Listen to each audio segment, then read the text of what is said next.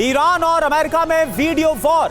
White house ने जारी किया है वीडियो में ईरान पर हमले का वीडियो दिखाया गया। खामनेई समेत ईरानी जनरल की भी तस्वीर दिखाई गई है। ट्रंप को वॉर हीरो की तरह दिखाया गया है। पहले ईरानी मीडिया ने भी जारी किया था खामनेई का वीडियो और इसमें खामनेई इज बैक नाम से एआई वीडियो को जारी किया था और इसके जवाब में अमेरिका का ये वीडियो आप देखिए।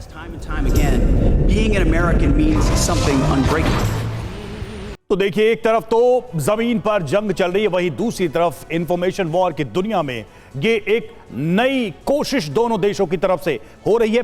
आगे इस पर चर्चा भी करेंगे। हमारे साथ खास मेहमान इस वक्त स्टूडियो में जुड़े हुए मेजर जनरल वी.के. दत्ता हमारे साथ रक्षा विशेषज्ञ मौजूद है, कर्नल यूएस राठौड़ रक्षा विशेषज्ञ हमारे साथ स्टूडियो में, और सुशील कुमार सिंघल पूर्व राजदूत हमारे साथ इस वक्त मौजूद है। साथ ही तेल अवीव भी चलेंगे, मनीष झा लगातार वहां से हमें रिपोर्ट्स दे रहे हैं ग्राउंड जीरो से, वो जुड़ेंगे और उनके पास भी हम चलेंगे लेटेस्ट इंफॉर्मेशन के लिए। और लेकिन हम रुख करें अपने सभी खास मेहमानों का और हमारे जो संवाददाता इस वक्त जो वॉर जोन में मौजूद है। 11 वॉर वीडियोस आपको पहले दिखाते हैं कि इस वक्त हो क्या रहा है। आज जंग में इराक की राजधानी बगदाद में ईरान ने किया है ड्रोन से हमला। अमेरिका के विक्टोरिया बेस पर हमला किया गया। यूएस डिफेंस सिस्टम हमला रोकने में नाकाम साबित हुआ। ये देखिए तस्वीर आपको हम दिखा रहे हैं। ये जो हमला किया गया है वो अमेरिका के विक्टोरिया बेस इराक की राजधानी बगदाद में किया गया और ईरान का ये ड्रोन से हमला। लेकिन बड़ी बात यह है कि अमेरिका इस हमले को रोक नहीं पाया। एक बार फिर अमेरिका नाकाम। अगली खबर, अगली तस्वीर, इराक के लानज तेल रिफाइनरी पर हमला हुआ है। तेल रिफाइनरी पर ईरान ने किया है ड्रोन से हमला। ड्रोन हमले के बाद रिफाइनरी में आग लग गई। हमले के बाद आग लगने से भारी तबाही हुई।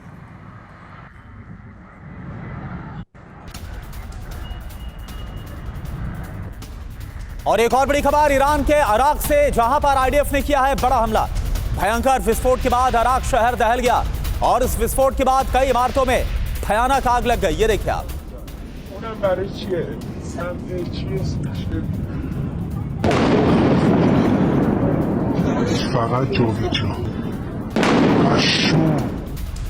इधर लेबनान के बेरूत में एयर स्ट्राइक, इजरायली एयरफोर्स की स्ट्राइक, हिजबुल्लाह से जुड़े ठिकानों को ध्वस्त किया गया इस एयर स्ट्राइक में।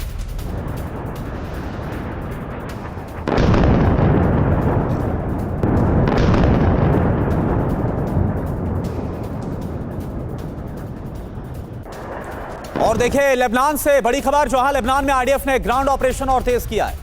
दक्षिण लेबनान में ऑपरेशन का वीडियो जारी किया गया। हिजबुल्लाह के ठिकानों पर हमले जारी हैं तो इजराइल दो फ्रंट पर लगातार सामना करता हुआ नजर आ रहा है। एक तरफ हिजबुल्लाह यानी कि ये देखिए आप, और ये देखिए आमने सामने की ये फायरिंग का वीडियो, यानी कि लेबनान के अंदर ये आईडीएफ का ग्राउंड ऑपरेशन है। लेबनान के अंदर इजरायली डिफेंस फोर्स दाखिल हो गए, ये इस तरफ इंडिकेट कर रहा है वीडियो। और इस बीच ईरान ने हाइपरसोनिक मिसाइलें दागी हैं। ईरान ने तेल अवीव पर मिसाइलें दागी। डिफेंस सिस्टम को चकमा दे गई मिसाइल। रिहायशी इलाके में यह मिसाइल गिरने से भारी नुकसान की खबर। और एक और बड़ी खबर, अमेरिका इजरायली ठिकानों पर एक बार फिर से ईरान ने किया है बड़ा हमला। ईरान ने मिसाइल और ड्रोन से हमले को अंजाम दिया। 44वें राउंड के हमले का वीडियो जारी किया गया।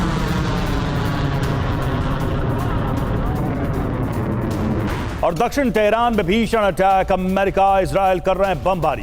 कई ठिकानों पर हमला किया है। हमले की ये तस्वीरें हम आपको दिखा रहे हैं। जबरदस्त बॉम्बिंग की गई है दक्षिणी तेहरान में अमेरिका और इजरायल के द्वारा।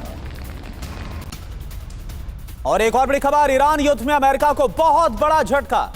इराक में एयर रिफ्यूलिंग विमान KC-135 ध्वस्त हो गया। ईरान का KC-135 को मार गिराने का दावा, लेकिन अमेरिका का दावा कि यह घटना महज एक हादसा है।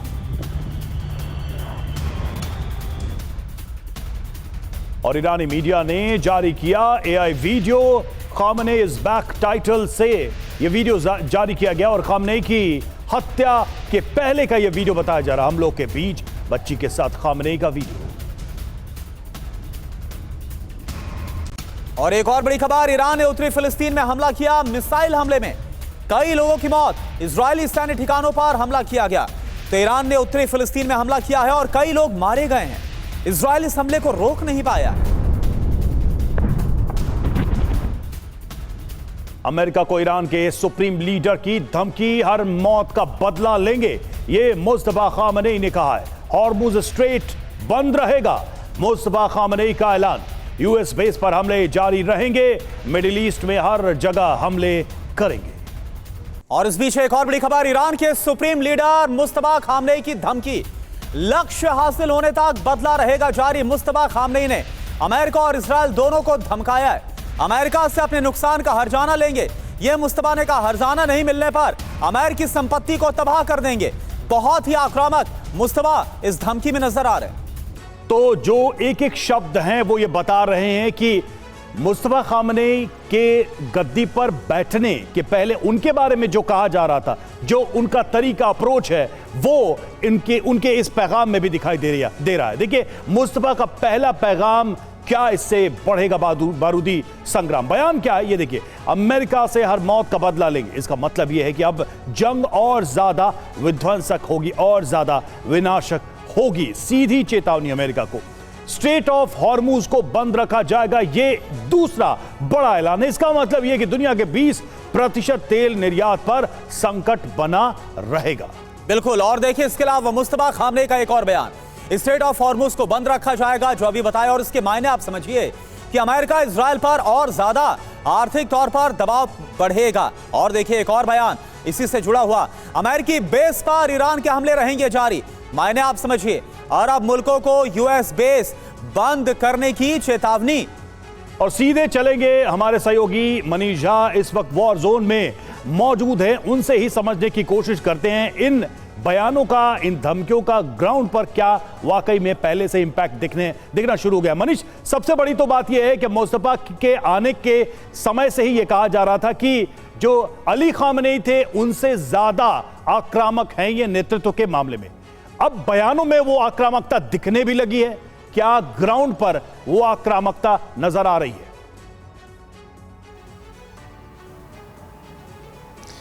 बिल्कुल, देखिए वो आक्रामकता ग्राउंड पर भी दिख रही है, खास करके तब जबकि पहले ही दिन सीनियर खामनेई की मौत हुई और उसके बाद से जब कमान मुस्तफा खामनेई को दी गई है, तो आप देखिए कि लगातार जिस तरीके से नंबर ऑफ मिसाइल्स और नंबर ऑफ ड्रोन के जरिए ईरान जो है सो चाहे वो इजराइल पर, अमेरिकी बेसिस पर या फिर मिडिल ईस्ट पर अटैक कर रहा है, उससे तो यही लग रहा है कि IRGC को अब अपना नया लीडर मिला है और उससे वो एक्सेप्ट कर रहे हैं। दूसरी बात यह है कि खामनेई के बदले खामनेई के तौर पर कंटिन्यूटी मिल जाने से रिजीम के हौसले बेहद बुलंद हैं और वो उसी ताकत के साथ अपने दुश्मन पर अटैक कर रहा है। ये अलग बात है कि आज की तारीख में अमेरिका ये भले कहता है कि उनके एयरक्राफ्ट कैरियर में दुर्घटनावश नुकसान पहुंचा, या उनका जो ईंधन भरने वाला विमान था वो दुर्घटनावश क्रैश हो गया, या उनके 3 फाइटर जेट दुर्घटनावश गिर गए, लेकिन ये सब संयोग कहें, दुर्घटना कहें, लेकिन ये सब कुछ ईरान के फेवर में जा रहा है। और जो दूसरी सबसे बड़ी बात है कि कहाँ तो प्रेसिडेंट ट्रंप ने ये सोचा था कि 85-86 साल के एक बुजुर्ग को वो बॉम्बिंग करके मार देंगे और उसके बाद ईरान की गद्दी, ईरान का ताज उनके पास होगा, लेकिन अब तो लग रहा है कि खुद अमेरिका के लोग भी ये समझने लगे हैं, अमेरिकी इस्टेब्लिशमेंट भी ये मानने लगी है कि अभी ईरान में तख्ता पलट बहुत दूर की बात हो गई है। मतलब जो आसार थे भी, वो आसार अभी फिलहाल अगले कुछ महीने तक दिख नहीं रहे। बिल्कुल, आसार जो लगाए जा रहे थे कि बहुत जल्द शासन बदल जाएगा, लेकिन अभी फिलहाल ये एक बहुत बड़ी चुनौती बनी हुई है। एक और बड़ी खबर, ईरान ने अमेरिकी बेस को निशाना बनाया एक बार फिर से। पैट्रियट एयर डिफेंस सिस्टम से बची है ईरानी मिसाइल। आप देखिए, अमेरिका का जो एयर डिफेंस सिस्टम है वो भी फेल साबित हो गया ईरानी मिसाइल के सामने। ईरानी सेना ने जारी किया बाकायदा वीडियो।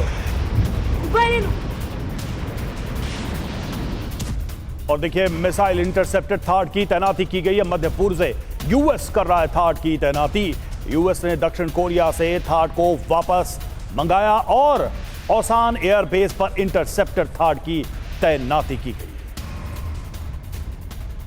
और एक और बड़ी खबर, ईरान जंग में नेटो के उतरने का खतरा बढ़ गया है। तुर्की में नेटो एयरबेस पर ईरानी अटैक हुआ है बैलिस्टिक मिसाइल से।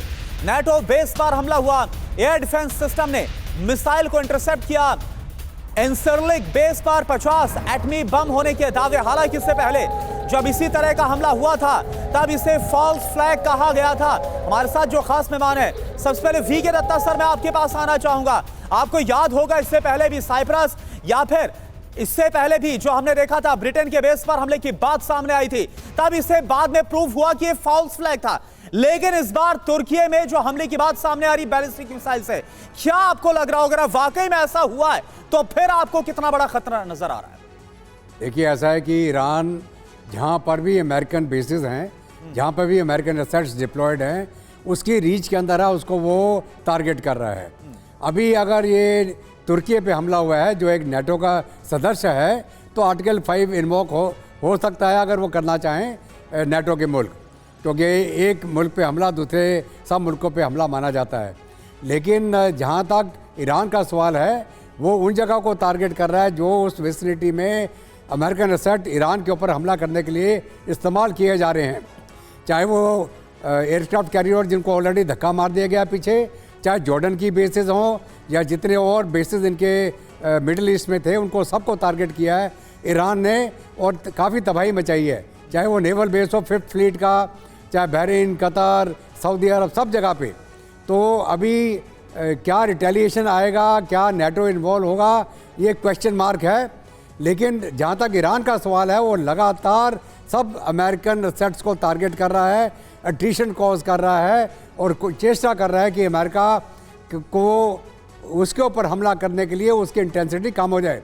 उनके रिफ्यूलर जितने हैं, अभी जैसे एक क्रैश हुआ, एक बच गया, लेकिन अमेरिका के पास 605 रिफ्यूलर्स हैं। एक दो गिर जाने से कोई फ़र्क नहीं पड़ने वाला, अमेरिका को दोबारा उसको रिप्लेनिश कर देगा। 650 एक बहुत बड़ी फिगर होती है रिफ्यूलिंग एयरक्राफ्ट के लिए, और ख़ास करके पूरी दुनिया में डोमिनेट करने के लिए अमेरिका इनका इस्तेमाल करता है। तो अभी ईरान सर, लेकिन बात वही है ना कि क्या ईरान से निपटने के लिए अपनी सारी शक्ति अमेरिका लगा पाने का जोखिम लेगा, और वो ट्रंप की अपनी सरकार के हिसाब से डोमेस्टिक ऑडियंस के लिए कितना सही होगा, कितना मुफीद होगा, वो अपनी पीठ कितने थपथपा पाएंगे, ये बहुत बड़ा सवाल है। और देखिए, यूएस इजराइल के हमले से तेहरान में तबाही हुई है। पूर्वी तेहरान के रिसालत स्क्वायर पर अटैक, हमले में कम से कम 40 लोगों की मौत। रिसालत स्क्वायर के पास कई इमारतें तबाह हुई।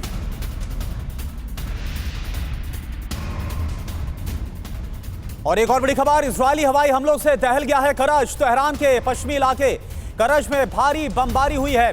देर रात ईरान के रिहायशी इलाके पर इजरायल की तरफ से हमला हुआ और इस हमले के बाद करज में दिखा है धुएं का गुबार।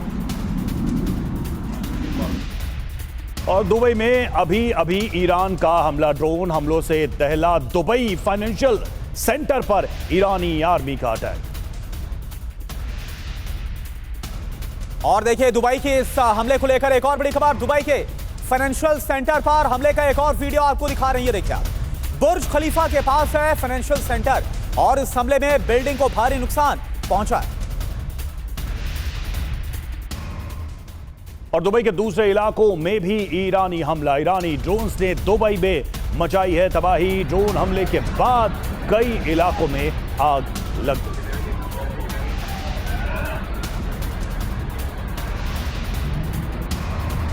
तो देखिए, जिस तरह के हालात अब दिखाई दे रहे हैं, एक बात तो बहुत साफ है कि इस लड़ाई का अभी फिलहाल कोई नतीजा निकलता दिखाई नहीं दे रहा है। यूएस राठौर सर हमारे साथ इस वक्त जुड़े हुए हैं। राठौर सर, कुल मिला के बात यह है कि इसमें अमेरिका अपने लिए अब क्या गुंजाइश देख रहा है? क्या इस जंग को आगे बढ़ाकर ट्रंप इसको अंजाम तक ले जाना चाहेंगे, या फिर अब वो कोई रिस्पेक्टेबल एग्जिट चाहेंगे, फिर भी इजराइल इस जंग को कंटिन्यू करेगा? देखिए रवि, यहाँ पर वाकई एक ऐसा मोड़ आ गया है जहाँ पर अमेरिका को जो अभी तक के प्रयत्न है उसका बहुत ज़्यादा फल नहीं मिला। उल्टे ही एक वर्ल्ड की इकोनॉमिक मंदी का उनके ऊपर दोष लग गया। तो यहाँ से देखा जा रहा है कि ईरान बातचीत के लिए तैयार नहीं, ईरान सरेंडर करने के लिए तैयार नहीं। तो जाहिर सी बात है कि अमेरिका और इजराइल को अपने हमलों में तेज़ी लानी पड़ेगी, तभी कुछ बात बनेगी।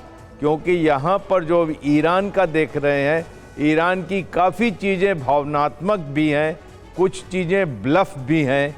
अगर मुस्तफा खामेनेई जिंदा हैं तो वो एक मैसेज कैसे दे सकते हैं? ये मैसेज किसी और का दिया हुआ है, क्योंकि कहा जा रहा है कि वो गंभीर रूप से चोटिल हैं और उनका इलाज चल रहा है।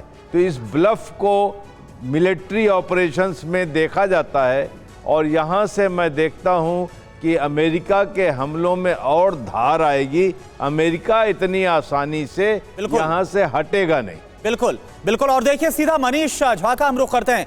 मनीष, जैसी तबाही इस वक्त खाड़ी के देशों में, अरब के देशों में नजर आ रही है, क्या ईरान जानबूझकर ये दुबई के पास फाइनेंशियल सेंटर है यहां पर हमला करे, फिर तमाम दूसरे ठिकानों पर हमले हो रहे हैं? एक दबाव बनाने की कोशिश है कि वो ही अमेरिका को अपने अपने देशों से दफा कर दे।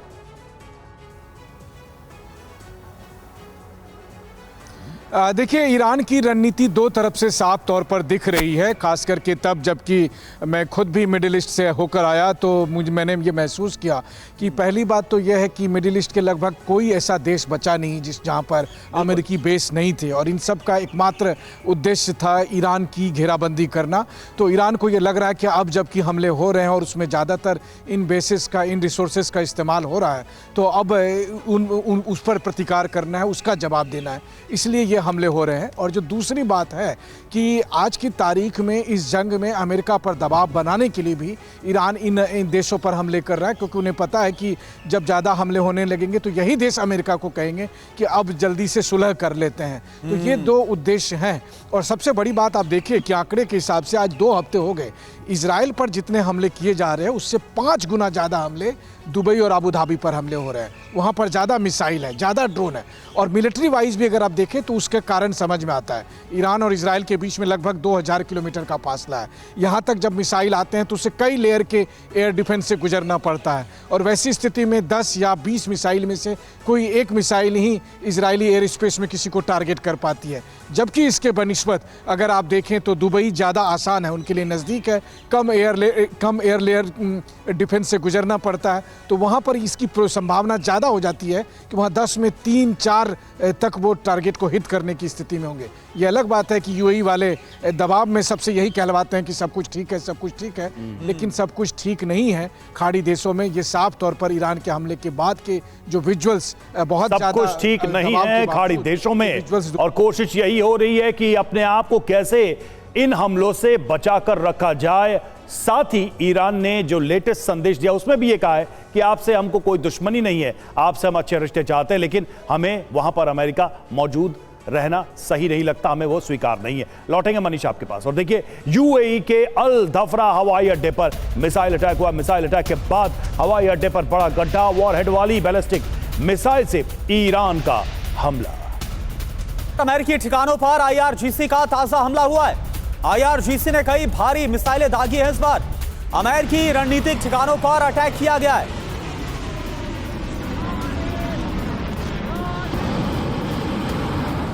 उत्तरी इराक के इरबिल अड्डे के पास हमला। फ्रांसीसी सैन्य अड्डे पर ईरान का ड्रोन अटैक। ईरानी ड्रोन अटैक में 6 फ्रांसीसी सैनिक मारे गए। हमले में फ्रांसीसी हेलीकॉप्टर में भी आग लग गई। और सिंगल सर इस वक्त हमारे साथ है। सिंगल सर, अभी तक तो लगातार जो अमेरिकी बेस है वहां पर हमला हो रहा था, ये फ्रांसीसी बेस पर हमला, उधर तुर्की में भी हमले की जो कोशिश की गई बैलिस्टिक मिसाइल के जरिए, क्या लग रहा है आपको कि जिस तरह से लगातार ईरान की तरफ से हमलों को अंधाधुंध अंजाम दिया जा रहा है, हाल फिलहाल में तो युद्ध अभी थमता हुआ नजर नहीं आएगा और फिर ध्वंसक हो सकता है? करुणा, बिल्कुल आप सही कह रहे हैं कि ईरान की जो पॉलिसी है इस वक्त वो ये है कि ज़्यादा से ज़्यादा देशों को इन्वॉल्व करने की कोशिश है उनकी, और दूसरा एक खाड़ी के सब देशों को, उनके आसपास के देशों को ये दिखाने की कोशिश है ईरान की कि आप जो है अमेरिका की जो आपने छतरी ले रखी है सुरक्षा की, उसमें बहुत सारे छेद हैं और सुरक्षा आपको नहीं मिल पाएगी, ईरान के हमलों से आप नहीं बच पाओगे। तो ये उनकी जो है ये 2 या 3 इसके ऑब्जेक्टिव है मेरे विचार से। एक तो तेल का, जिसके बारे में बात हो रही है बार बार, कि तेल का संकट इतना पैदा हो कि सब लोग त्राही त्राही करने लगें और कहें कि भाई इसको, लड़ाई को बंद करा जाए। दूसरा, जो अमेरिकन बेसिस हैं इस उनके ईरान के आसपास के सारे देशों में, खाड़ी में, उनको वो हटवाना चाहते हैं, कि उनको खाड़ी के देशों को ये महसूस हो कि ये एक लाइबिलिटी है, सुरक्षा नहीं है उनकी। और उसमें काफ़ी हद तक मुझे लग रहा है वो कामयाब भी हो रहे हैं, क्योंकि खाड़ी के देश इस वक्त अमेरिका से मतलब अंदर ऊपरली तो ज़्यादा नहीं बोल रहे, सऊदी अरबिया की तरफ से स्टेटमेंट आया है, लेकिन सबको महसूस हो रहा है कि ये वो लाइबिलिटी बनते जा रहे हैं। जैसा कि अभी आपकी रिपोर्ट में भी मनीष ने बताया कि इजराइल से ज़्यादा खाड़ी के देशों पर हमले हो रहे हैं, तो उनकी सुरक्षा को ज़्यादा क्या कोई सिचुएशन देखते हैं खाड़ी के देश एक साथ मिलकर ईरान के खिलाफ ही युद्ध छेड़ दे? बात यह है कि खाड़ी के देशों में मुझे अभी लगता नहीं कि वो इसके लिए तैयार हैं, क्योंकि इतना हमला लेने के बावजूद, हाँ बिल्कुल, इतने अटैक होने के बाद भी कोई एग्रेसिव अप्रोच अभी खाड़ी के देशों की तरफ से नहीं दिख रहा ईरान के खिलाफ। मतलब यह है कि वो भी वॉर में इन्वॉल्व नहीं होना चाहते। और देखिए, तेहरान के कई हिस्सों में बमबारी हुई है। विस्फोट के बाद कई इमारतों में आग लग गई। धुएं के गुबार से भरा आसमान, धुएं से लोगों का सांस लेना मुश्किल। और देखिए, कतर से खबर, जहां पर दक्षिण लेबनान पर इजरायली हमलों की निंदा की गई है। कतर के विदेश मंत्रालय की तरफ से दक्षिणी लेबनान में जो हमला हुआ, इस पर बयान आया। इजरायली हमले को अंतर्राष्ट्रीय कानून का उल्लंघन बताया गया है। कतर ने कहा है लेबनान की संप्रभुता का सम्मान करने की अपील, अंतर्राष्ट्रीय समुदाय से तत्काल कदम उठाने की मांग की गई। तो जिस तरीके से अब देखिए कि कतर की तरफ से भी ये सारी बातें कही जा रही है। अब दत्ता सर, अब यहां पर एक बात साफ दिखाई दे रही कि ये जंग आसानी से रुकने वाली नहीं है। एक सवाल मेरा इजराइल को लेकर, इजराइल का इसमें क्या पोजीशनिंग रह जाएगी अगर अमेरिका विड्रॉ करता है? तो क्या इजराइल और ईरान में 1-to-1 फाइट, और ये इजराइल के लिए बहुत महंगा सौदा साबित होने वाला भविष्य में, कैसे देखेंगे आप इसे? रवि, 7 अक्टूबर 2023 इस जंग की शुरुआत हुई जब हमास ने एक बहुत भवा, जिसको बोलते हैं डेडली अटैक, टेररिस्ट अटैक किया इजराइल में। 1200 लोग एक ही दिन में मारे, 250 पकड़ के ले गए। और किसके बेहस पे हुआ? ईरान, हमास, उसके बाद हिजबुल्ला, हूती, और फिर डायरेक्ट कॉन्फ्रंटेशन हुआ इजराइल और ईरान का। उस हाइड्रा का हेड कौन था उस समय? ईरान के कहने पे पूरे जो टेररिस्ट अटैक हुए, और इजराइल ने उसी दिन ठाना था कि वो बदला लेगा। और वो बदला ख़त्म कहाँ हुआ? खमैनी साहब की जो इन्होंने अटैक करके पहले दिन ही सारी की सारी हिरार्की को मार दिया। वो लगातार वो जितनी लीडरशिप थी जो उस टेररिस्ट अटैक के अंदर इन्वॉल्व थी और प्लानिंग में इन्वॉल्व थी, उनको तबाह किया। अगर मान लीजिए अमेरिका भी हट जाता, कुछ भी हट जाता है, ईरान और इजराइल, जब ईरान कहता है कि इजराइल का वजूद ही नहीं होना चाहिए और इजराइल अपनी हिफाजत के लिए लड़ रहा है, तो ये जंग खत्म नहीं होगी जब तक दोनों में से एक खत्म ना हो जाए। बिल्कुल। तो अगर कोई और हट भी जाए, इजराइल और ईरान, अभी हमें सुनने में आता है बिल्कुल ठीक है दत्ता सर। और ये जो युद्ध है वो पूरी तरह से इंसानियत के खिलाफ है, चाहे हमास का 7 अक्टूबर का हमला, या फिर जो गाजा में मौतें हुई, या फिर जिस तरह से ईरान में स्कूल पर हमला किया गया। एक और बड़ी खबर, तेहरान में पुलिस चेक पॉइंट पर हमला हुआ है। इजराइल ने कई जगहों पर बमबारी की है। तेहरान शहर में जगह जगह पुलिस चेक पॉइंट पर हमला।